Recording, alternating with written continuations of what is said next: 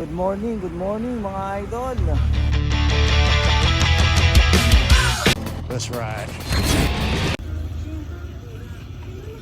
Yan mga idol, sa taas ng mga gasolina ngayon, kailangan natin makuha na natin itong mga incentive ni Movit. Yan, tuturo ko sa inyo kung paano natin makukuha na mas mabilis. Okay, itong special Movit daily incentive, madali lang ito mga idol. Kailangan lang natin na makakuha ng gems. Halimbawa ito, kung mukha 170 gems na tayo, nakakuha tayo ng 50. Kung 220, 100 pesos. Kung 300 gems, 300 pesos. Paano ba to? Bawat kada rides nyo ay equivalent yun sa 10 gems yun. Pero kung ang nakuha yung booking is 10 kilometers, 20 gems na kagad yun equivalent. Sa madaling salita, kapag para makuha mo yung 50 pesos na incentive, kailangan maka 17 rides ka na mga gurami. Tapos kapag gusto mong kahit 9 rides lang na 10 kilometers, kung puro 10 kilometers na 9 rides, yun, makukuha mo na kagad yun yung 50 pesos na incentive.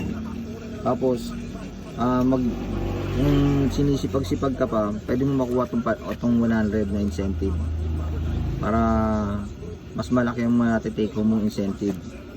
Tapos itong 300 gems, mga 30 rides yan sa mga gurami. Pero kung puro 10 kilometers pataas ang kukunin mo, 10 kilometers, edi mga 15 rides lang yan, kasi times 2 nga kapag 10 kilometers pataas. Bali, ang technique lang natin dyan, huwag kayong kukuha ng 5 kilometers pataas. Kung gusto nyo puro gurami lang para hindi sayang sa oras. Kung gusto nyo ng long ride, 10 kilometers pataas ang kunin nyo para 20 gems na kaagad yun, para mas madali natin makuha, madali tayo makauwi. Yan mga idol. Tapos yung criteria nya, kailangan 4.6 yung ratings mo, hindi bababa sa 4.6. Tapos yung cancellation rate mo, kailangan 15 pababa lang. Pag nag 16 yung cancellation rate mo, hindi ka qualified dyan. Tapos syempre kailangan may top up tayo. Yun mga idol, may withholding tax pa pala tayo dito sa incentive, 2%. Yan idol, sana may natutunan kayo mga idol.